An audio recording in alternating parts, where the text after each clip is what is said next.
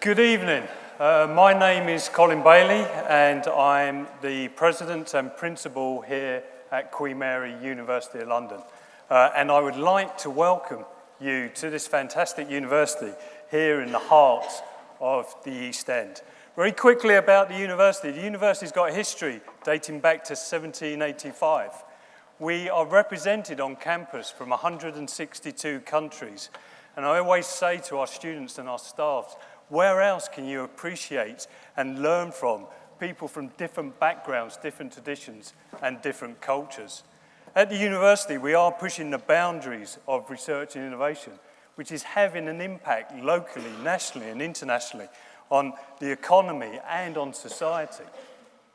And I'm very pleased this evening to welcome you to the Peter Hennessy lecture. Now, the Peter Hennessy lecture is a flagship lecture through our Mile End Institute. And our Mile End Institute is looking at policy and politics, the research and how they are shaping UK life in an ever-changing environment, both in the UK and globally. Now, I'm going to ask Peter Hennessy, Lord Hennessy, to say a few words before we start and introduce our guest of honour, Lord Neil Kinnock. Now, Peter is a Natley Professor here in our School of History at Queen Mary. He is a Senior Advisor and Patron to the Mile End Institute, and he is a firm believer of what we're trying to do here at Queen Mary in shaping so many lives of the local population, but also nationally and internationally. Peter is a crossbench peer in the House of Lords, and he was a journalist for over 20 years, working at the Times, the Financial Times, and the Economist. So without further ado, I will ask now Peter Hennessy to say a few words, and then, of course, introduce our guest of honour, Lord Neil Kinnock. Thank you very much.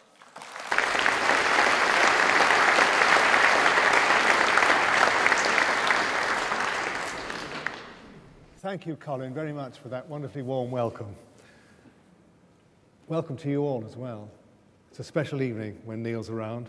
Oscar Wilde famously said, the trouble with socialism is it takes up too many evenings. But not if Neil Kinnock's there, it doesn't.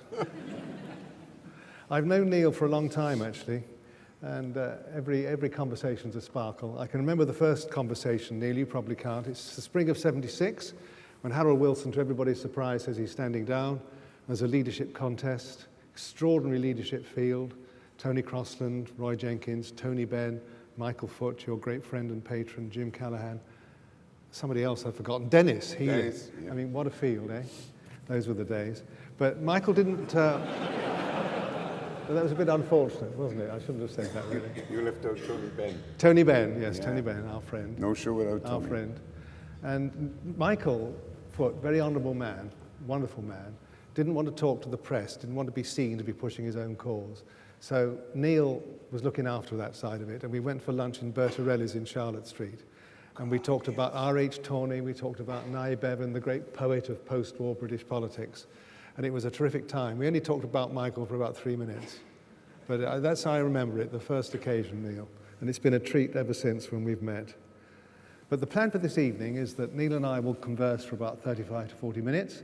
Then we'll have 20 minutes or so for Q&A. Then we'll go and have a drink. So I hope that suits everybody.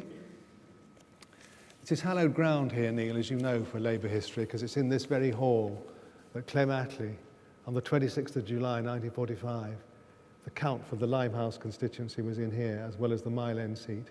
And it was in here that Clem Attlee realised he was going to be Prime Minister with a majority. So this is holy ground, which makes you even more welcome. Now, talking of and envious. And envious, yeah. Yeah. 146-seat majority, wasn't it? Let's go back to the 40s and the early 50s, the making of you as a boy and a young man in the 60s, out of the Labour movement of South Wales. Tell us about the compost that made you. I can remember those valleys. My auntie Molly had a pub in Newport, which was dry on a Sunday. So we'd drive up the valleys through your area to the Brecon Beacons and the Black Mountains. It was packed with collieries, railways, the great Ebervale Steelworks, and you came out of that formation. You're the classic product of the labour movement of the early post-war years, aren't you? Absolutely, and indeed an inheritor and a debtor, because everything that I am and everything I've tried to contribute and believe derives from that background, packed as it was, as you say, with all the elements and evidence of heavy industry, dangerous work, coal mines, coke works, brickworks, steel works. Works were in everything. And in fact, you may be amused to know, in the house that we lived after my parents left the one room that they had when I was born, we went to a terraced house in Vale Terrace in Tredegar, which was rotten with rodents and black beetles that we used to call black pats, as in all colliery areas. But I didn't recognize that then. I was a kid of 3 or 4. And at the back of our house was the gasworks. Running outside the gasworks was the main railway line from Tredegar down to Newport. And we faced onto Teatrist Colliery, which closed in 1958. First anti-pit closure demonstration I was ever involved in. And you can imagine what the atmosphere was there. My mother, I remember, used to come to the door when I was playing in the garden and say, "Neil, come in and have your tea. It's on the table and it's getting dirty." Anyway, a little bit of mythology. But that was the background. And of course, it's an awful cliche, but it, like a lot of cliches, absolutely true. It was a truly close-knit community, and it had a real dynamic. And it expressed itself with amateur theatricals, a world-class silver band, which were world champions, still survives. I'm vice president of it. They won the world championships 2 years ago, so they're still going strong. A huge male voice choir. And on Sunday, last Sunday of the month, right throughout the winter, celebrity concerts. I heard Beniamino Gili sing in the Workmen's Hall in Tredegar.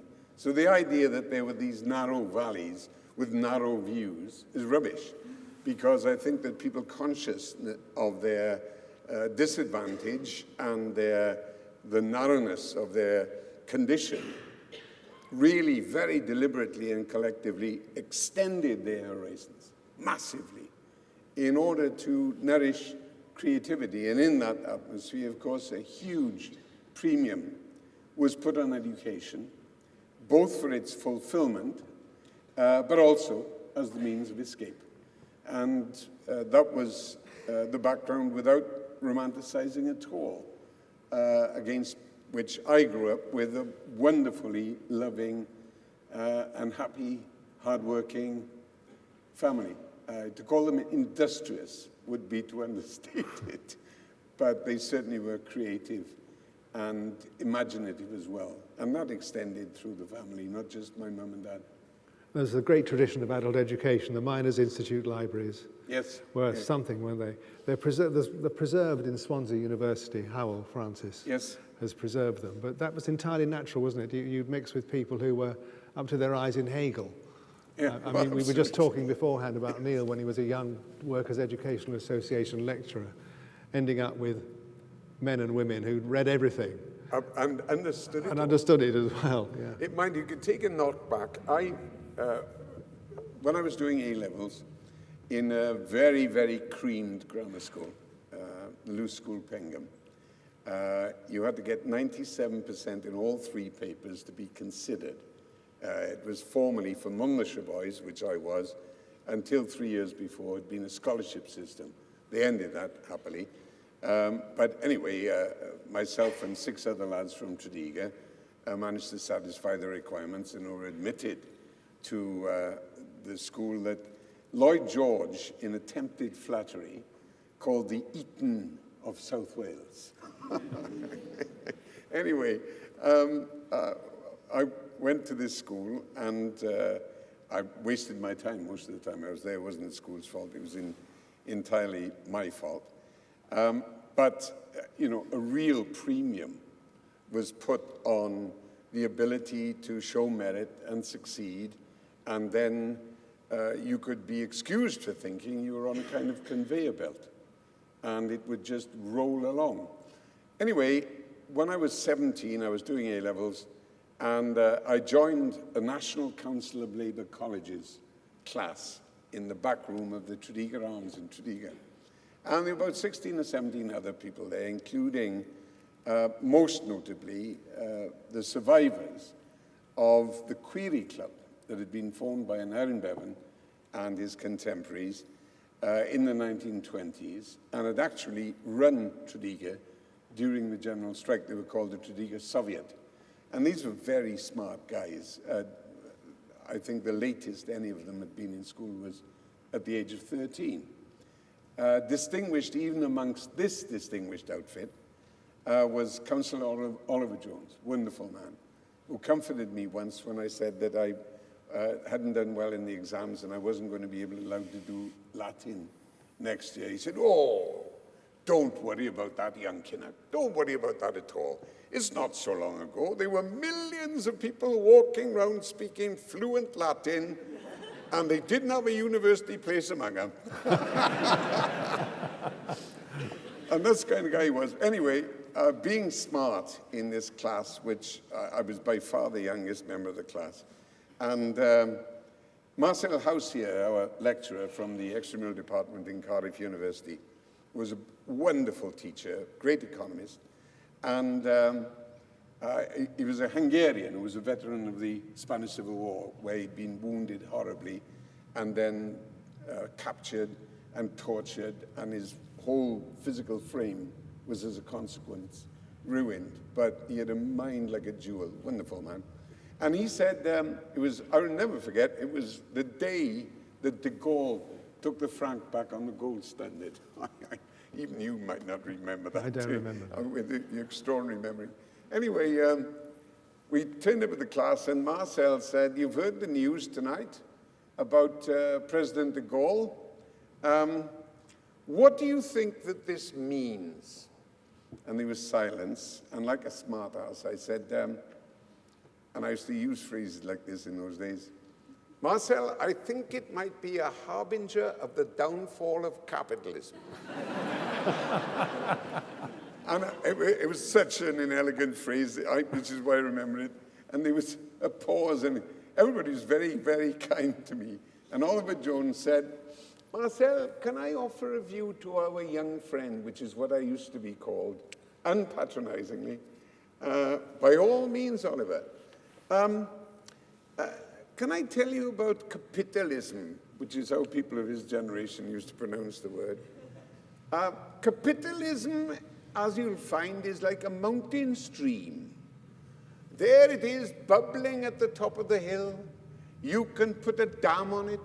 You can, as we found to our great cost, build a housing estate on it. You can put clodges on it. You can do what you like to control it. And when you get to the bottom of the hill, there's the bugger coming out again. And he taught me a lesson about capitalism, which I've never forgotten. Anyway, sorry, that was all, by the way. Sorry.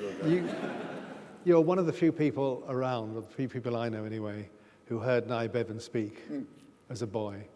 And the extraordinary combination of the thought, the flights of thought that would combine so many things with perfect timing, never over-prepared, the spontaneity of it, which you very rarely see in politics now. He didn't know where he was starting, where he was going to be in the middle or at the end until you heard him, did he? Capture for us what it was like to hear Nye. Well, you said earlier in your kind introduction that Nye was a poet of politics, and he was, but a very practical poet of politics. And there was a third P, pragmatism. In order to achieve advance, he was always willing to be pragmatic. He spoke very dismissively of what he called so-called socialists, who threatened to nationalize everything and end up nationalizing nothing. They are purists, and therefore, it's the most important word, and therefore barren. And he held them in total scorn, the ultra-left. But so he is this practical poet, and to listen to him, I think I must have been about 12 when my father took me to hear him. Indeed, I was 12. It was in the Suez Crisis. And the title of the meeting, which was also addressed by Michael Foot and Ian Mercado, in the Workman's Hall in Tredegar, which was a theatre, a beautiful theatre, that sat 1,800 people, but when I spoke, there would be 2,200 more, because people were standing alongside, and it was broadcast by Tannoy outside in Morgan Street in Tredegar. And my father took me on the Sunday night, and we got there early, so we had a really great seat. And Nye spoke, and I can't pretend that 12 years of age, that I comprehended the issues. I mean, I read the News Chronicle religiously at home, or what I didn't read was read out to me, because that's, I mean, it still goes on. It still happens in our house. I guess it happens everywhere.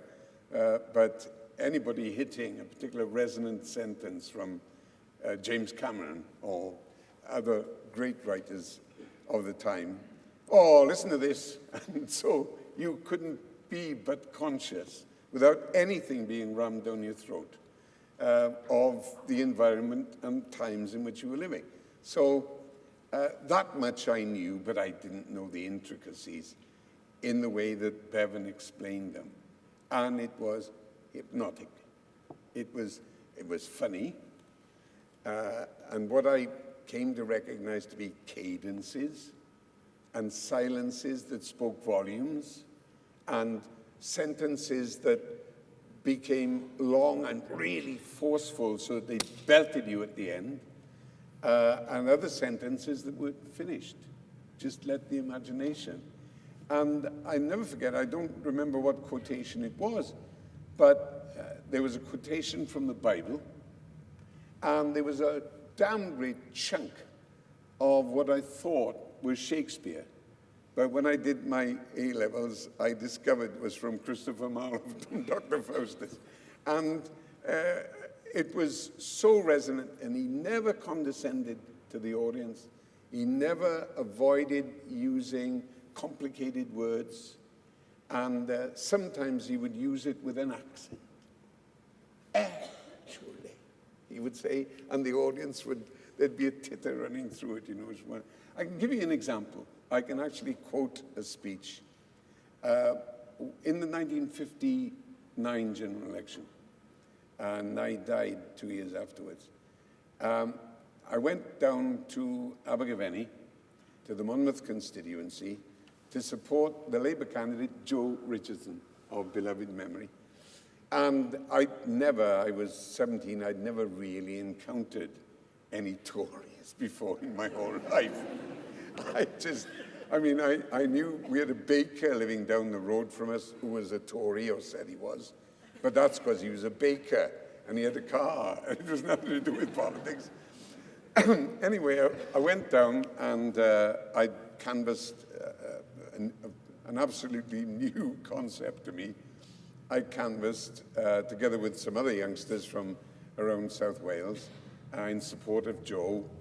And the Eve of Paul rally was to be addressed by Aneurin, who conventionally, since the 1930s, had gone to somewhere in the Monmouth constituency, Ascot, Abergavenny, to speak on behalf of the candidate. He spoke for Michael Foot when he was the candidate in 1936, I think it was.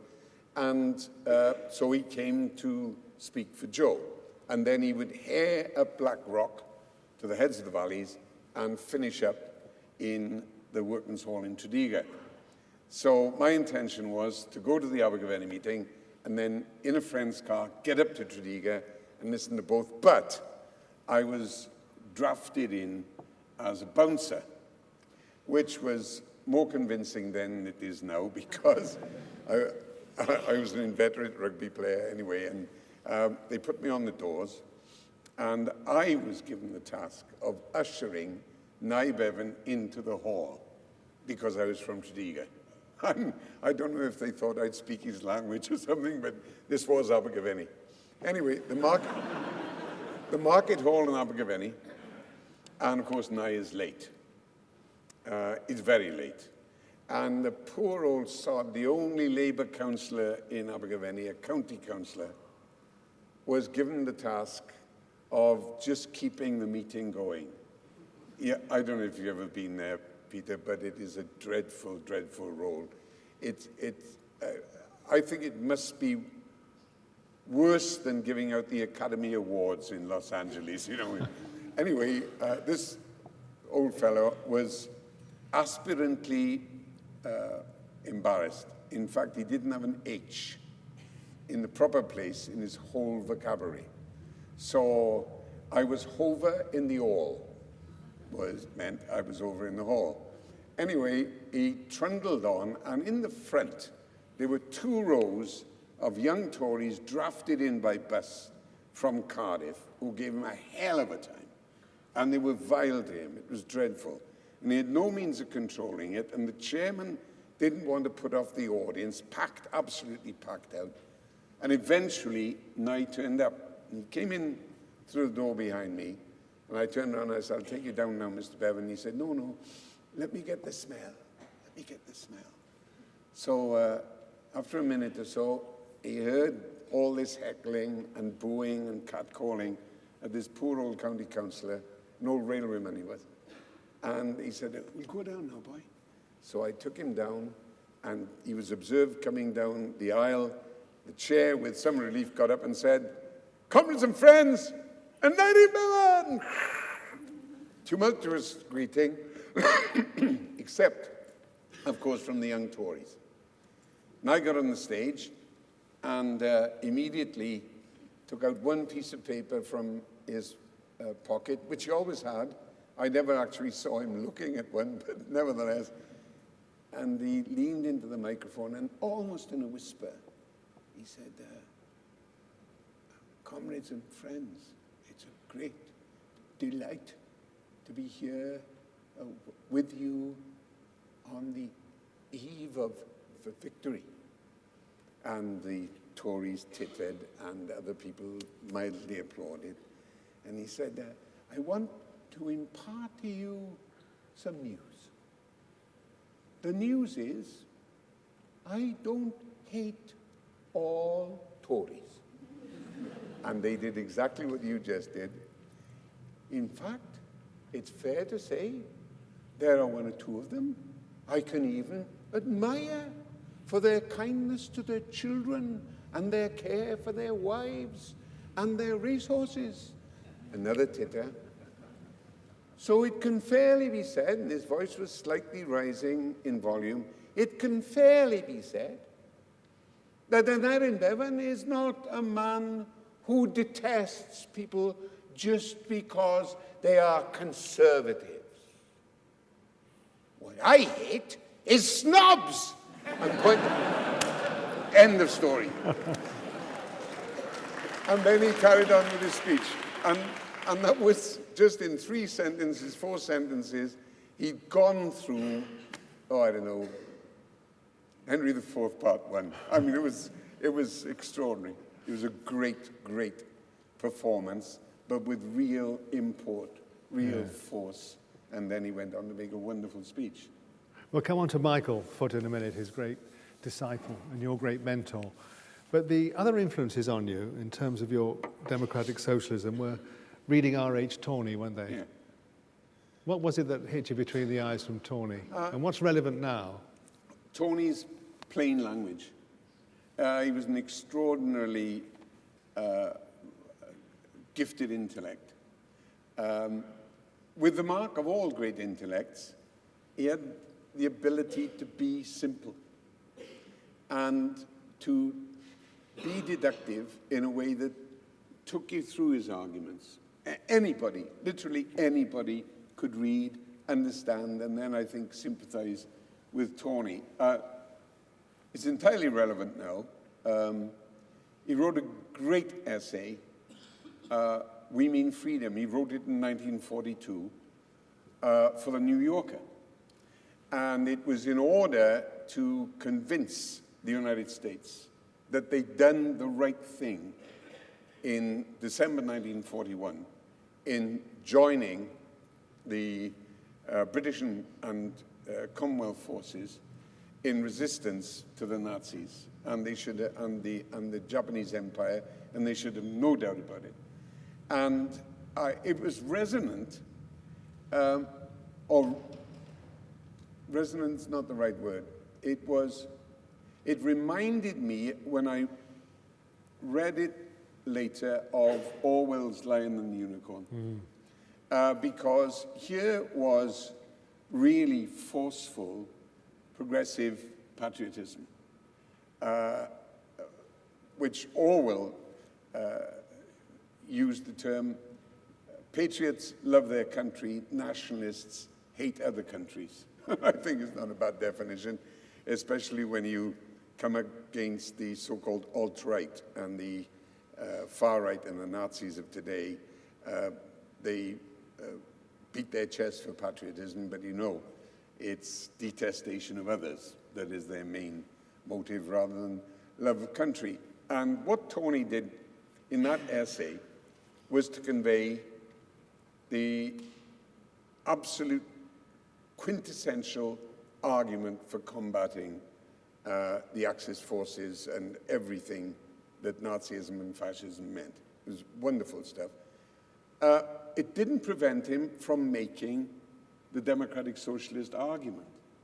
In it, for instance, I mean, this is really up to date as to the last couple of days when we are getting a rehearsal or repeat yet again of the presentation of the market economy and capitalism as the savior of the world. The last refuge of an embarrassed conservative, in my view, but there you are. It being done in a didactic way that can't be expected to win the argument. And there are serious arguments in favor of the mixed market economy. There's no question about it at all. And many of the attributes claimed for it are absolutely true. But what Tony said was about arguments about the state. The state is an instrument, no more, no less. It is not an animate being. In stupid, greedy hands, it will be stupid and greedy. In enlightened and generous hands, it would be enlightened and generous. And when you think about it, and all the guff that surrounds philosophies and ideologies of the state, to cut through it like that. And then he goes on to say, of course, it's a very important instrument, which is why there's such a struggle to control it. And then he develops the argument into democracy. But the simplicity of that idea to sort of sit back and say, well, damn, I knew that, but I never recognized it in those terms. And that's the heartwarming thing about Bevan, about Orwell, about Tony, about some other people. Galbraith is another one, who you could read or hear and agree with because you'd always thought that, but you'd never had the words or the confidence or whatever else it took, the poetry, to produce that sentence in that way. I'd be so damn proud if I could produce a sentence that reduced the state to an instrument, no more, no less. And I didn't need convincing. I was already there for years before I read it. But to hear it with that simplicity and the power of that simplicity was wonderful. And that's why he's applicable now. That's a tiny, tiny, minuscule fragment of the genius of R.H. Toney. But if it induces anybody to go off and read Richard Toney, if you can get one of the books, then my mission will be served. Absolutely. You linked him with George Orwell and the classic essay, Lion and the Unicorn. Yeah. written in the Blitz, published in 1941. When you were leader of the Labour Party, and we'll come to that in a minute as well, you said to a friend of mine, Richard Waite, after one of our seminars, historical seminars, that you thought every aspirant member of the National Executive Committee of the Labour Party should read it. Now, why should they? Why should today's shadow cabinet read it? Apart from anything else, both in The Lion and the Unicorn, and earlier than that, in The Road to Wigan Pier, the second part of Road to Wigan Pier, which is a polemic. The first part is a telling report into poverty and inequality and injustice. The second part is Orwell's philosophy, and he might even have used the same phrase twice, but it's definitely in The Road to Wigan Pier, and I'm certain is in The Lion and the Unicorn. The cause of socialism, above all else, is liberty. That reality should ring like a clarion trumpet across the nations. Instead, it is too often buried by ideologues like a jewel in the dunghill. When I read that first, I was a kid when I read that first. And I thought, nobody will ever exceed that passion, that clarity, and the fact that the man lived by that code, exposed humbug and oppression, bigotry, and despotism, little tiny despotisms as well as great big global despotisms, and did it with mellifluously in ways that invited you to turn the page, a real inspiration. Talking of inspirations, another great wordsmith, Michael Foot, who you revere, wonderful man. How important was Michael in motivating you to want to become an MP yourself? I should say, incidentally, I never revered him because he would have scorned me if I did. I don't know if he had any part in motivating me. I was very, very fortunate because I was a constituent of his and active in Labour politics, student politics. He took Nye's seat in 1960 after he died. He was elected in the by-election, having been excluded from the shortlist by the National Executive Committee. And I was the youth delegate to the Tredegar constituency party, and of course all hell let loose when he was excluded. But on the list was Ron Evans, who was very highly regarded local councillor and had been Nye's agent since 1950. Ex-Chindit, steel worker, really great man. I mean, great man, Ron. And a huge Bevanite and admirer of Michael.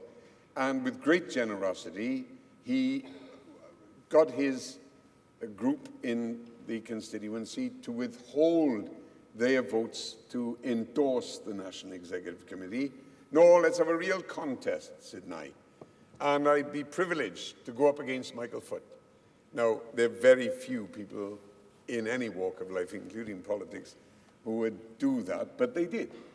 And they wrote a furious letter to the National Executive Committee and said they were going to send a strong deputation up to the NEC in order to protest about the way in which the NEC had set aside the candidature of Michael Foot, duly nominated by miners' lodges and God knows what. Anyway, the NEC relented, or at least Gateskill relented. Michael was on the shortlist and got selected as the candidate, fought the by-election, got a very good majority and everything was fine. And obviously I was very active in the by-election. I met him only once during the by-election. And then subsequently, as a university student, we had a mutual friend, Bill Harry, the guy who recruited me at 14 years of age to the Labour Party, our local county councillor. And Glenys and I used to go walking with Michael on Sunday mornings on the hills around Tredegar and over to Aberwale, which he loved to do. And of course, I got to know him very well and got to be his friend as well as his adoring admirer. I make a frank confession of that. Not simply because of his greatness as a journalist or as a speaker, or as a parliamentarian or an internationalist, all those things, fine. But he was one of the most sensitive and kindly, courteous men. He's probably the most courteous man I've ever encountered. And I've known a few ladies and gents who deserve the title, but he was a wonderful character. And the idea, I think he would have sort of brushed it aside, make up your own mind if I'd raised the possibility of seeking a parliamentary seat. But in any case, it was such a distant prospect that until I graduated and got a job and Glenys and I got married and we'd settled down, it never really started to formulate as a possibility in my mind. And I don't think I ever talked to Michael about it, though Jill, his wife, Jill Craigie, beautiful woman, she would go on about it, and she might have talked to Michael about it, because she certainly talked to Glenys about it repeatedly, and also to me. You're the next. And it used to embarrass the hell out of me, as you can well imagine. And then the way in which, very accidentally, things fell my way. Meant that I became a candidate at, I was 27 years of age. And you were elected in 1970. Yeah. Why did you never accept office in the Wilson or Callaghan governments, Neil? Because Michael, I'm sure, wanted you to. He was Deputy Prime Minister. Oh, yes, he did. In the Wilson government, I had the kind of number 12 shirt. I was invited to second the Queen's speech, the Loyal Address, when we managed not to lose the election in February 1974. And this was generally in being allocated to a young backbencher, a way of sending a message: the next vacancy in the government is yours. But I knew it wasn't going to be me, because Wilson, while in opposition, had sent me in his place, together with 3 other backbenchers, including his PPS, Charlie, and had sent us to Russia. He did an official invitation from Brezhnev to visit the Soviet Union, and hadn't been able to do it, but asked if he could send 4 youngsters instead, because Wilson had a mixture of fear and respect for the Soviet Union. The White Heat of Technology speech was actually all about this, that Russia would develop as such an economic and scientific power, such an industrial giant, that this was the contest we were going to have. Anyway, he retained that view, which I didn't think about, tell you the truth, and I'd always been very suspicious of the Soviet Union. I think it was Bevan who said it's the future waiting to be born.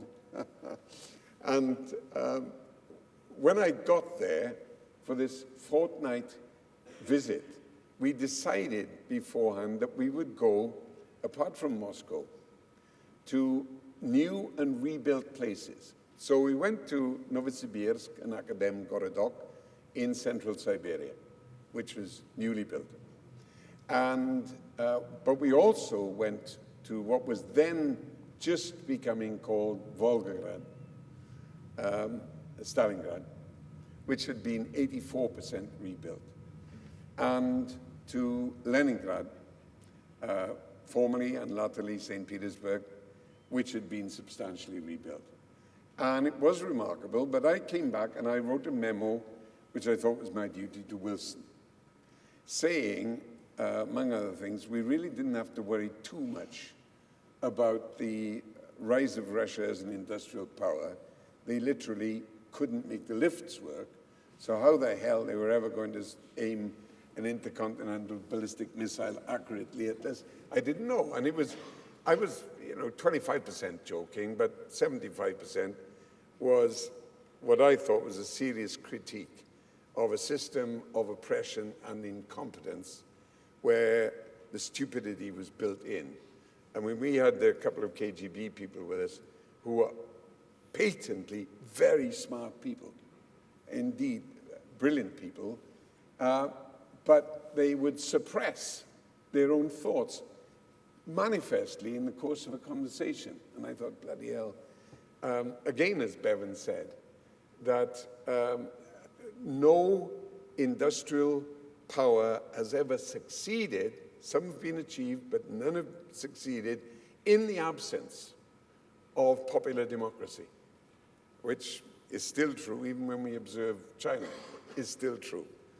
And, that view I'd taken throughout, even before I'd read Bevan saying it. I knew in my gut that there was something wrong with that system. Anyway, this visit proved it, and I made the error, well, if it was an error, of writing to Wilson saying it, whereupon his enthusiasm for me as a coming young star diminished greatly.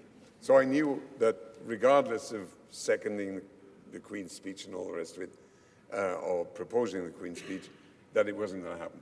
In any case, I swapped my position with a guy called Ray Carter, who was a very decent bloke, but was desperately disappointed by not being a junior minister. So I felt so sorry for him. We were in the Chief Whip's office in number 12, and I said, hey, Ray, would you like to move the speech? Oh, could I? He said, and I said, yeah, you do it instead of me, and I'll take you a place and I'll second it. So this is what we did. And the speaker, actually, it was Selwyn Lloyd. Selwyn, actually started to call Mr. Ray Carter. Anyway, Ray was very happy and was made a junior minister a few months later, and that's very good. But I knew I'd fallen out of favor. Jim was different. Jim had been a friend since I campaigned for him in the early 60s. Very, very hard. And Glenys, being the secretary of the Socialist Society in University College in Cardiff, there were 3,200 undergraduates there. 800 of them were members of the Socialist Society. So you can imagine the forces we could deploy on the street for Jim. Yeah. And we put up his majority from 700 to 7,000, and then to 12,000, and it was all. And Jim and I always had political differences, but we always got on. He's a really decent man and very generous man. Anyway, he asked me if I would join the government when he became Prime Minister, and I had fundamental differences over the government's public expenditure policy, which I thought was utterly mistaken, and as the weeks were passing, with the policy for the kind of devolution that they were proposing. And I just said to Jim, I'm really sorry. I would like to serve you and the movement and all the rest of it, but it would be profoundly dishonest and inconsistent. And so, thanks, but no thanks. And the same thing happened about 10 months later, I think it was, when there was a reshuffle, and he asked me again, and I said, listen, we're even deeper in now, especially with the devolution arguments. And I said, my first obligation is to try and uphold the interests of my constituency, and it would directly contradict the loyalty I would have to give as a matter of honor to the government. So I didn't, and he was very understanding, he was very kind. He was brassed off, but he was very kind about it. And then a few years later, we'll leap forward, you become leader of the Labour Party yourself. You're the only man I know who can date his midlife crisis to the hour. Do you want to explain? Well, now here's a coincidence. Today's October the 3rd. Yesterday was October the 2nd. And I became leader of the Labour Party about 5 o'clock on the afternoon of October the 2nd, 1983. So that was, 34 years ago, yesterday. And I can, as you say, I can date my midlife crisis precisely from then till 2 p.m. on the afternoon of Saturday, the 18th of July, 1992. When you ceased to be leader of the When I Labour. ceased to be leader, yes. You had a terribly tough first 2 years because it coincided with the miners' strike, flesh of your flesh, and yet the leadership of the miners' union was not your style of leadership. And then militant, the expulsion of militant. Now, I'm not sure we've got much time to go into all the detail of that. Sorry, I've been talking too long. No, not at all. But linking with where we are now, I have to be careful here as I'm a neutral sort of person. Do you think there's a destructive gene in the Labour Party? Do with more neutrals like you. Sorry, that's ruined your career. That's very kind. Do you think there's a destructive gene in the makeup of the Labour Party? I mean, Dennis Healey said to me once, years ago, there's a nice name drop, isn't it? Yeah. When we were talking about the Attlee government, which I'd just written a book on, that he reckoned that Labour had run out of things to do that everybody agreed upon once they'd implemented the Beveridge Report, which was pretty well coterminous with the 45-51 Labour governments. And thereafter, the propensity to fall out was going to be much higher. And when you think of your lifetime, there's been at least 3 great monumental fallings out, maybe 4. Do you think there's something in the Labour Party and the Labour movement that does lead to this? I know what Dennis meant, especially as he observed the late 40s and through the 50s. And he was a young member of Parliament from 51, right in the middle of the crossfire, and of course was International Secretary of the party after leaving the forces. And I think he fought a seat and he got it to be a Tory marginal, but he didn't win. And then he won the seat in Leeds. So I understand why he would have been scarred in that way by the sheer fruitlessness, as he certainly would have seen it, of the incessant battles going on between Bevanites and Gateskielites and left and right and so on in the Labour Party. But I think he would be wrong if he thought that it was because they'd accomplished so much and therefore lost their, pardon the phrase, momentum, because the great accomplishments, and in any case, they were absolutely whack-tired after the years of the Depression, the war, the immense burdens on them as a new government and all the rest of it.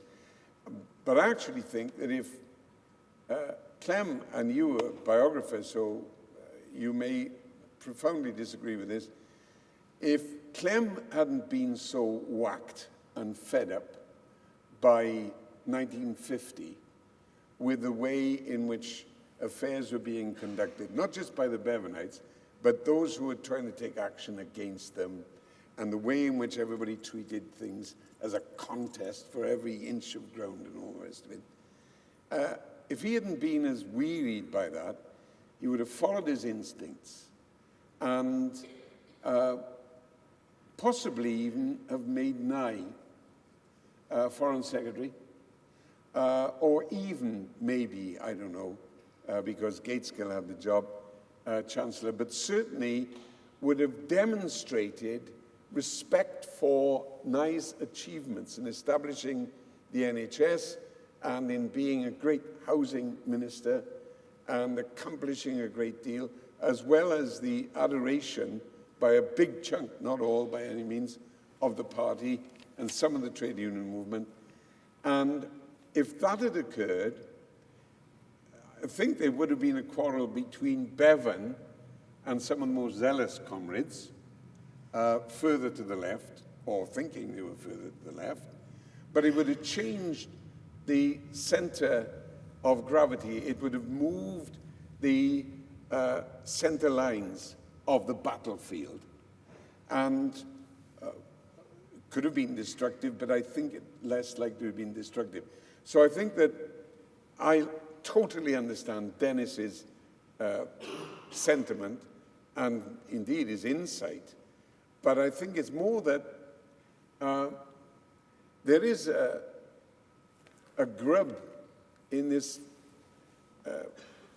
this lovely flower of democratic socialism with all its ideals and its principles and its enlightened purposes and its extrovert attitude to politics and its internationalism and all the other reasons that I'm a democratic socialist. And the grub is, or maybe two grubs.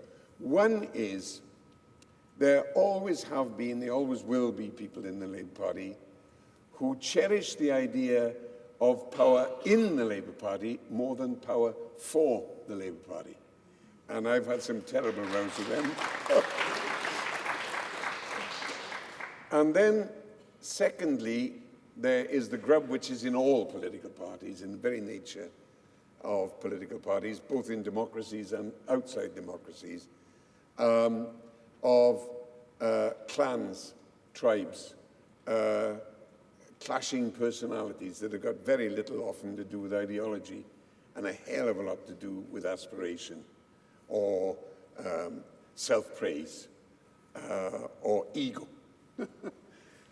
I saw Boris Johnson speaking today, and I thought, by God, if ego was air, it would have suffocated the whole bloody conference. But anyway, and you've got those grubs, and from time to time, when there's a source of irritation, they can really be a destructive force in the Labour Party. And it actually requires a terrific distraction of time and effort to suppress it, put it back in its box, and get the movement to focus on our purpose for being in politics, which is to change our society and, if we can, the world for the better. And there's no superior purpose.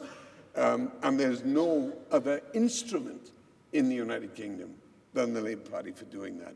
And if you can get people to remember that and to diminish and confine those grubs, those instincts, then the Labour Party sails on and is a real force.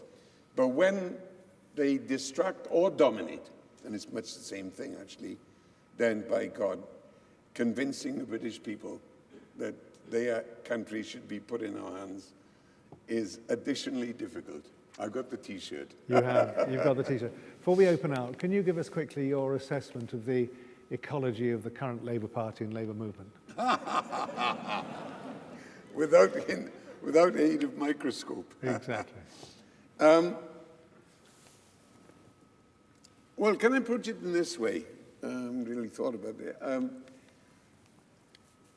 In politics and in other walks of life too, especially in what I will call other creative activities, timing has a lot to do with success. And in politics, usually for decades, what people active in politics do is to try to identify the public sentiment of hope, expectation, aspiration, disappointment, resentment, concern, worry, whatever really is the predominant tendency in the public. And you can try to measure it with opinion polls and God knows what. But often, as the opinion polls have shown, there's something undefinable about it. But you just hope you can identify it, articulate it, put the argument that will enable people to identify with you, and then you have an election and you've got a better chance of winning. That's usually what is happening. The search for the understanding of the developing and prevailing public mood. Sometimes on the basis that even the stop clock is right twice a day. Sometimes the tendency, the sentiment, the feeling comes towards a political inclination. I think that's what's happening now, and that's why I think it not inconceivable that Labour could win the next general election and Jeremy Corbyn could be the Prime Minister. It isn't that the mood was so much identified and articulated and mobilized and is rewarded by votes. It is that this feeling that exists in our country now has been developing for some years. I wouldn't put a specific date on it, but it's around about 2008 for a mixture of reasons, not just the crash, reasons that go back before that. And this tide has been, maybe that's the best analogy, this tide has been gathering pace out in the ocean and is coming towards the beach. And it just so happens that Jeremy is there on the beach when the tide washes up. Now, I'm not saying he's had nothing to do with it or anything like that. A terrific election campaign was fought, and the result demonstrates that. And he's greatly assisted by the extraordinary, contemptuous indolence of the Conservative campaign. It was amazing, just astounding. So he's assisted by that, but that isn't the whole reason either. And that's where we are. Now, one last point I'll make, because I've talked too long. To gain an understanding of this tide, which is now reflected in wider society, but at least in the Labour Party, which I know fairly well, I knew it was there and developing from 2010. And the reason I knew it was there is I'd go around doing fundraisers and speaking at Labour Party dinners and various other meetings. And, you know, people were very kind to an old warhorse.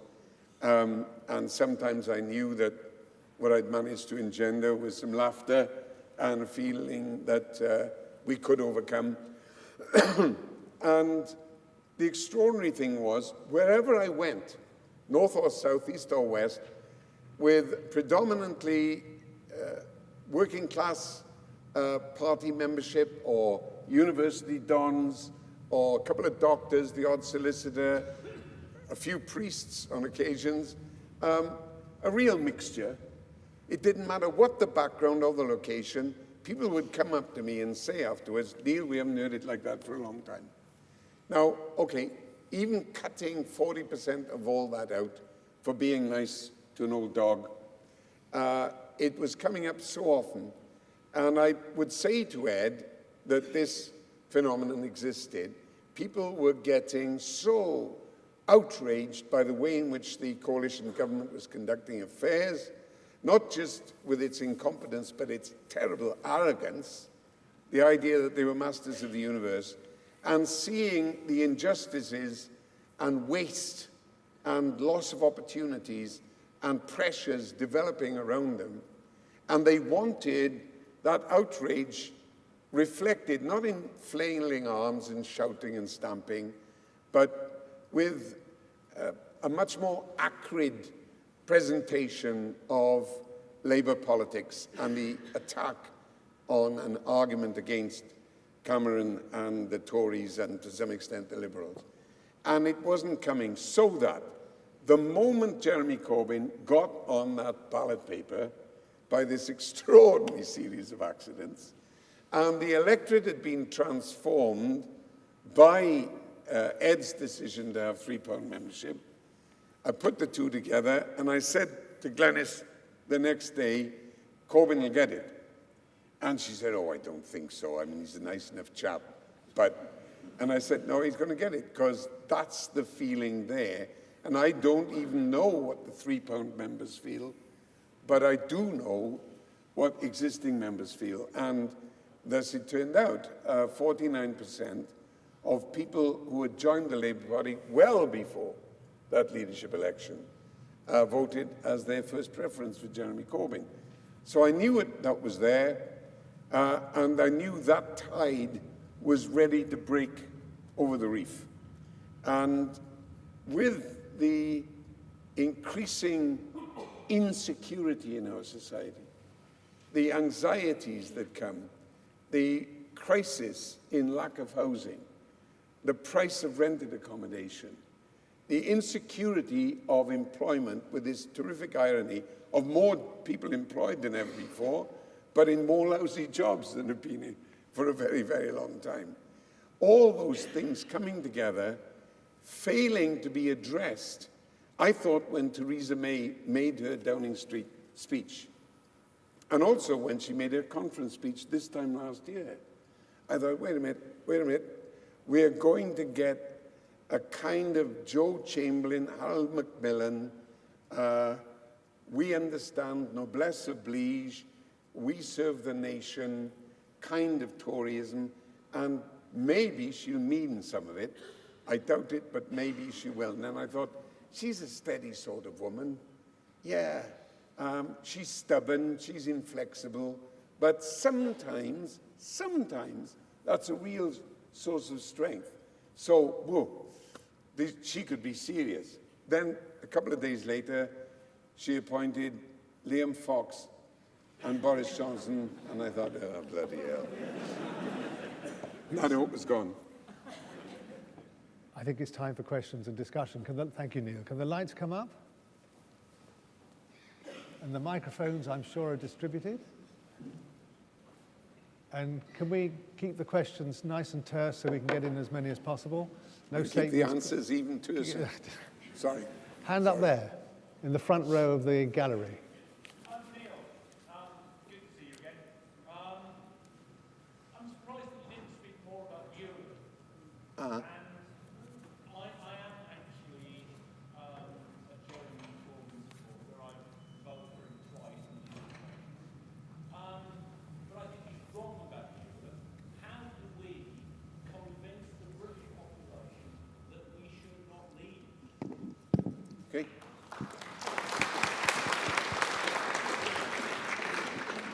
Thanks very much. First time round, patently, we either lost the argument or didn't put it with sufficient force because the majority voted to leave. What they voted beyond that for... No, well, please. Exactly. No, I agree with all that analysis. Yeah. And we know it would have been transformed if we'd had the vote for 16-year-olds and lots of other things. But the fact is, we are faced by the result.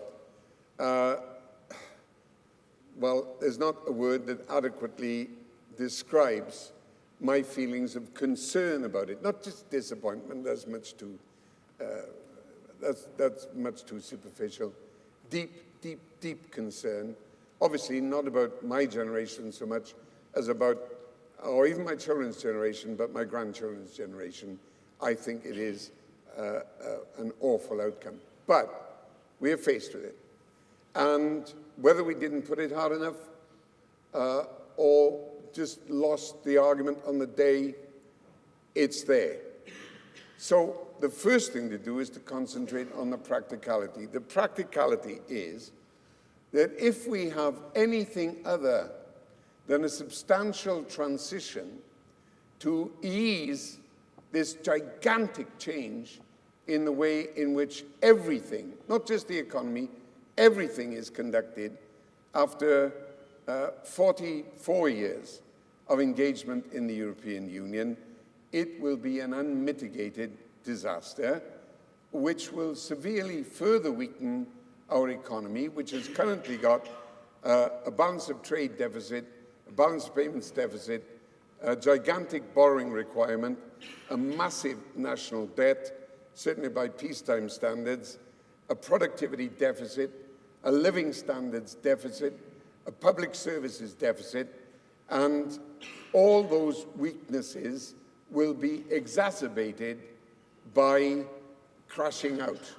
And so we have got to secure a transitional arrangement and period which will enable two things to occur.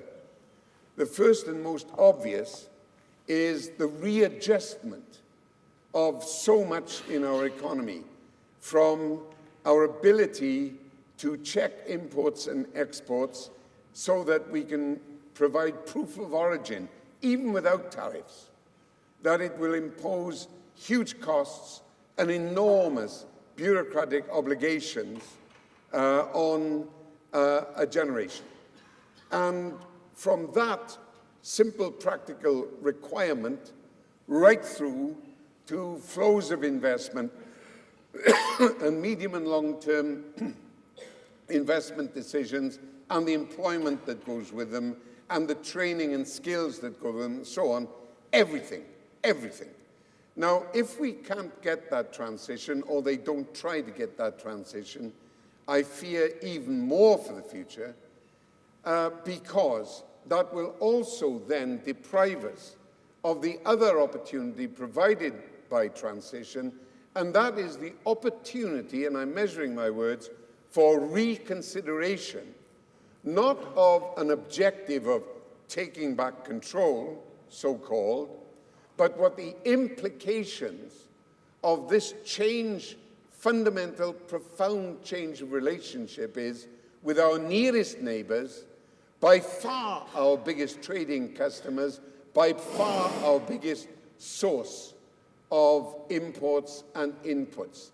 And unless and until people get the chance, accustomed to the day-to-day bread and butter realities of the prospect of coming out of the European Union, the single market, the customs union, I don't really think that there's full comprehension, not because of stupidity, but because of the sheer dimension of the change, that there are sufficient people yet who comprehend the consequences of the action that they might have taken for attached but not directly linked in reasons. Some of them delusions, but I don't think many people suffered too much from that. Even the £350 million a week mythologically going to be allocated to the National Health Service. But to give a chance, because of the size and longevity of the effects of this decision, to reflect, and if they need to take at some future stage a different democratic view of what occurred. Now, I would like to be able to give you a much simpler answer, a much more direct answer, a much more compelling, dramatic answer, but I'd be treating you like a fool, and I would be speaking as a fool if I said that there was a simple way to deal with this. There isn't, but there is a way, provided that we seek to ensure a way of sliding at the most gradual rate into a changed relationship, because the alternative is so appalling, and in the course of that, giving people another opportunity to examine what it implies for themselves, their families, their community, the future of their young, all of which should be the dictating realities on which a democracy takes a decision. Can I see him right at the back? Right at the back. That's where we are. Yes, you've got a good voice, but the microphone's coming anyway. First, as a member of the Labour Party, Neil, I'd like to say thank you on behalf of all of us for your service to the Labour Party.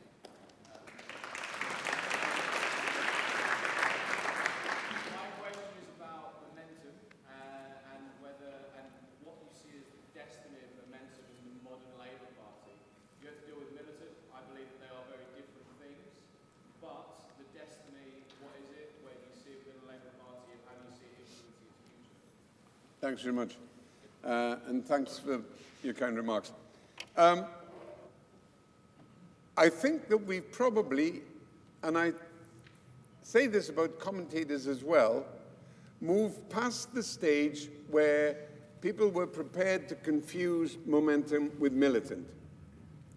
Actually, as a sentiment, as a movement, they've never been militant, although there are people who are significant in momentum who are not unassociated with the background of ultra-leftism and sectarian politics in the Labour Party. And they may have a disproportionate effect upon the direction of affairs in momentum, but they are not momentum. They don't make up the whole numbers. What they and a few others have managed to do is to capture a moment in which they could give the impression, in some cases sincere, that this was an open house for ideas and enthusiasm, and happily, a lot of young people were attracted by that, especially young people, but not exclusively young people, were attracted by that in the absence of apparent answers or exciting prospects. And I don't mean that superficially, I mean the chance to change the world, which doesn't only apply to young minds, it applies to some old fogies like myself as well, which accounts for a lot of new Labour Party membership, including those who've also joined Momentum.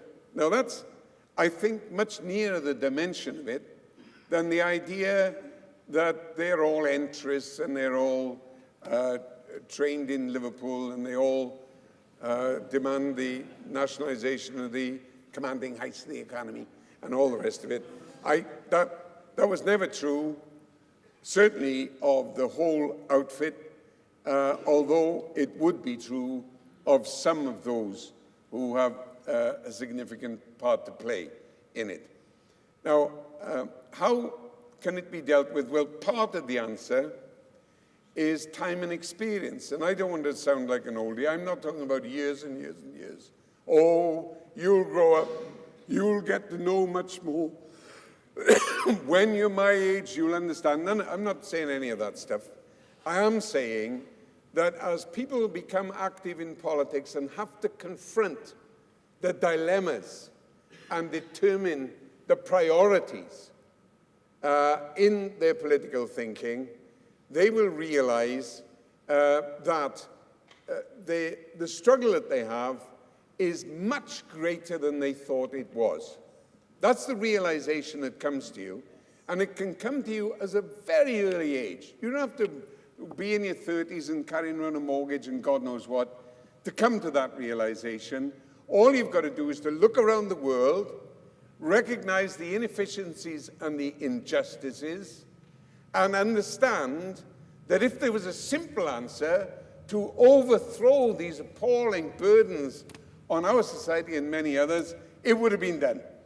And you're going to have to be a damn sight cleverer and more persuasive in making your argument to a broader and broader spectrum of opinion in our democracy in order to secure the mandate that will give you the power to begin to try and change things, building on what's been achieved before.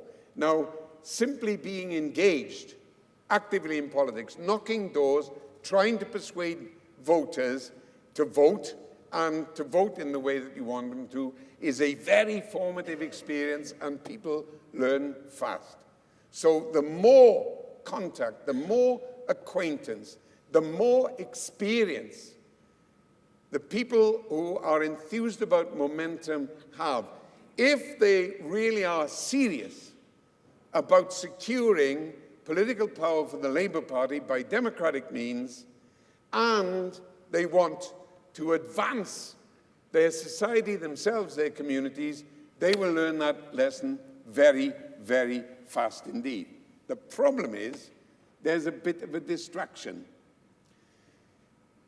This last conference, for instance, we witnessed a lot of enthusiasm, a lot of people expressing what could be dismissed as wild ideas and God knows what. And that doesn't disturb me at all. That's the tumult of politics. That's the cauldron. And some of it is very sophisticated and convincing. Some of it is very crude and discouraging. But that's democratic politics, fine. What really depressed me was the amount of time, effort, energy put into securing mechanistic changes intended to install one set of opinions in control of the Labour Party. Now, it really disappointed me, not simply because I disagree with them, but because it is such a phenomenal waste of time, energy, effort and idealism to spend time on doing all that. And I say this as someone who got a reputation of being a bit of a Stalinist, largely because I inherited a very undisciplined Labour Party.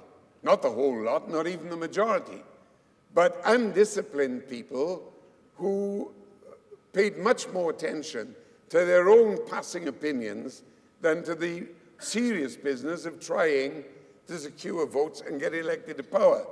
And so, consequently, we had to become much more formalized than I ideally would have wanted in order to re-establish the seriousness of the Labour Party and win respect. And to a certain extent, we did, and it provided a foundation from which we could advance. Now, even doing that, there always had to be room, as long as people were operating within very generous, very liberal, small L, rules in this Democratic Socialist Party, for them to say and think and do what they like, as long as they stayed within the rules. I think we're in danger of moving at least a bit beyond that. So there are people who want only conformity with a particular disposition. Now, I don't think it's too late to pull back from that. I don't think that that is the guaranteed fate of the Labour Party. I do say that if that is the tendency which transcends or comes to dominate the conduct of the party, it'll never dominate the membership. We don't have proprietors. It's the mistake people make. We have leaders who are elected. We don't have proprietors in the Labour Party. And so it's very important for those who believe that they can ensconce a particular attitude by getting mechanistic control of various institutions and bodies and committees and whatnot in the Labour Party to disengage themselves from that preoccupation and get on with the business of developing policies that are persuasive and attractive and can secure the breadth of opinion. I'm not saying the two are mutually exclusive. You need a well-run party. You need organization. That is certainly the case. But never let the organization impede the appeal. Let it facilitate the appeal. And as long as people who've recently joined the Labour Party or long-term members of the Labour Party understand that, our welfare is guaranteed and our strength will develop further. If they do forget it, they'll be stabbing themselves in the chest and letting down millions in the process.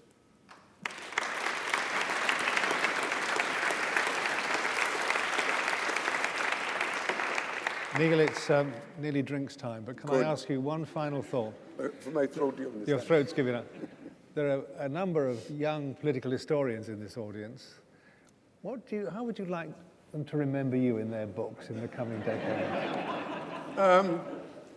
As a 6'2", quite muscular,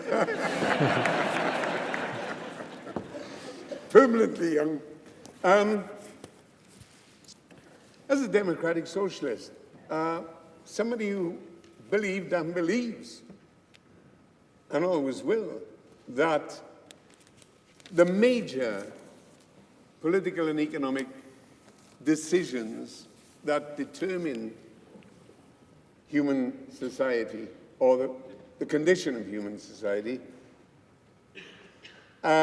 should be consistent with the well-being of human society.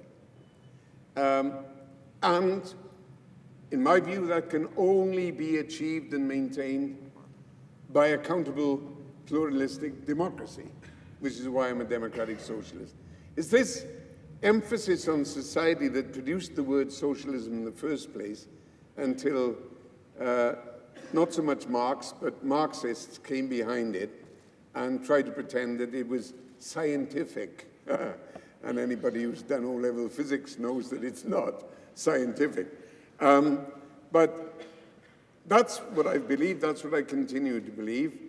And somebody of my background, and I hope my understanding, didn't find it difficult to comprehend the reality that if there was a socialism and a capitalism, and I had to choose between the isms, I was part of a society and understood it, and as it turned out, wanted to serve it, whereas I had absolutely no capital, and there was no chance of me being one of those ists.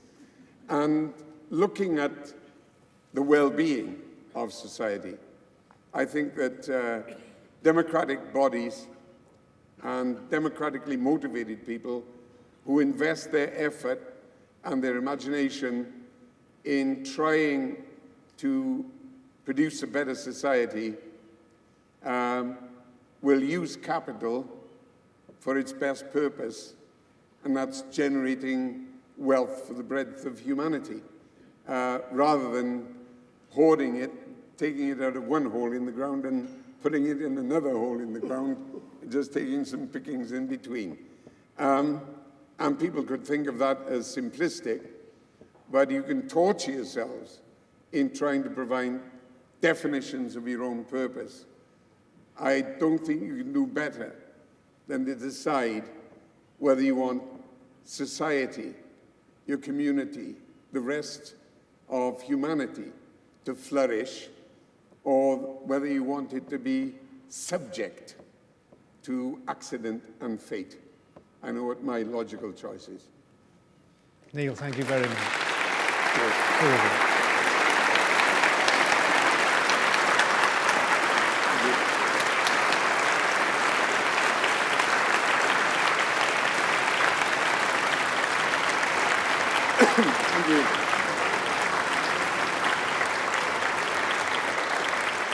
Very good.